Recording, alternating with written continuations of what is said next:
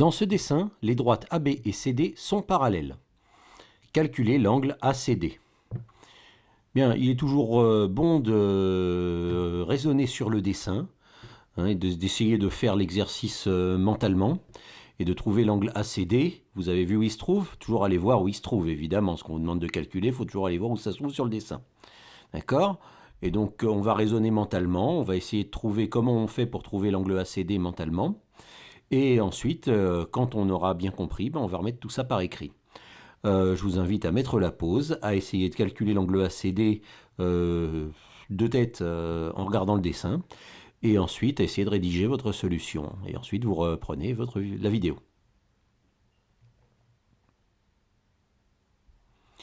Bien. Ok, alors on va regarder. Alors, on a des droites parallèles. Alors, c'est des choses sur les angles et les droites parallèles.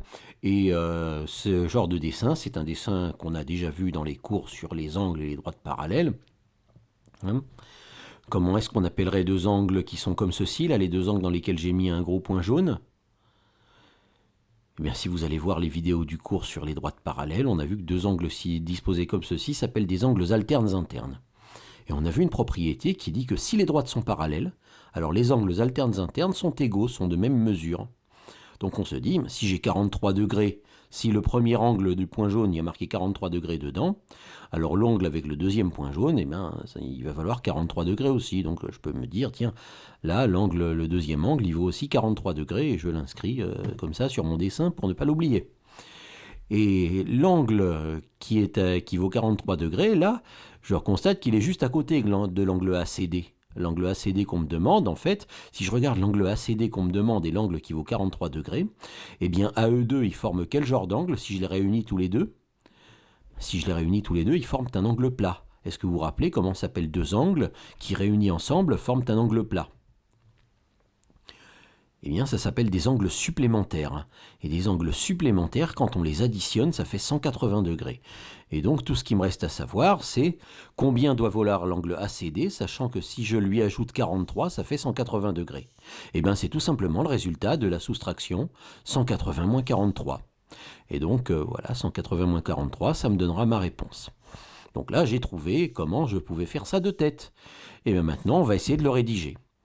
Alors pour rédiger, on refait dans le même ordre, on remet par écrit dans le même ordre qu'on a raisonné de tête. Alors de tête, on avait vu qu'on avait des droites parallèles et donc que les angles alternes internes sont égaux. On avait bien commencé par ça. Et donc c'est ce qu'on va écrire en premier. Donc je commence à écrire. Voilà, la droite AB est parallèle à la droite CD. Je vous rappelle que lorsqu'on met des parenthèses, on parle de la droite. La droite infinie dans toutes les directions.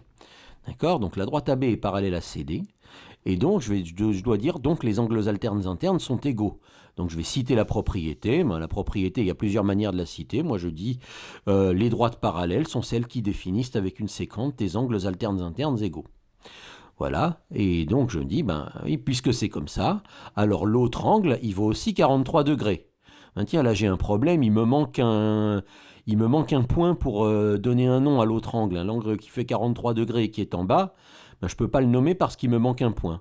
Dans ces situations-là, vous avez parfaitement le droit de rajouter un point sur la figure et de lui donner le nom que vous voulez. Par exemple, ici, je vais rajouter un point que j'appelle E. Donc je refais ma figure, je rajoute un point E, il faut bien que je montre la figure à celui qui va me corriger, parce que sinon lui il va pas pouvoir deviner où se trouve le point E, et je vais donc dire que maintenant que j'ai rajouté le point E, je peux nommer l'autre angle, et je dis que l'angle ACE vaut 43 degrés. À retenir, si jamais il vous manque un point sur la figure, vous avez le droit de l'ajouter et lui donner un nom. D'accord? Et ensuite, qu'est-ce qu'on avait fait? Ensuite, on avait dit que les deux angles ACE et ACD sont supplémentaires. Donc, on va l'écrire. Les angles ACE et ACD sont supplémentaires. Et que donc, si l'angle ACE mesure 43 degrés, forcément, parce qu'ils sont supplémentaires, la somme vaut 180 degrés, l'angle ACD va mesurer 180 moins 43 degrés. Voilà. Et donc, là, il ne me reste plus qu'à faire le calcul. 180 moins 43, combien ça fait? 180 moins 43, si je ne me trompe pas, ça fait 137 degrés. Donc nous avons réussi à calculer l'angle ACD. L'angle ACD, dans ce cas-là, mesure 137 degrés.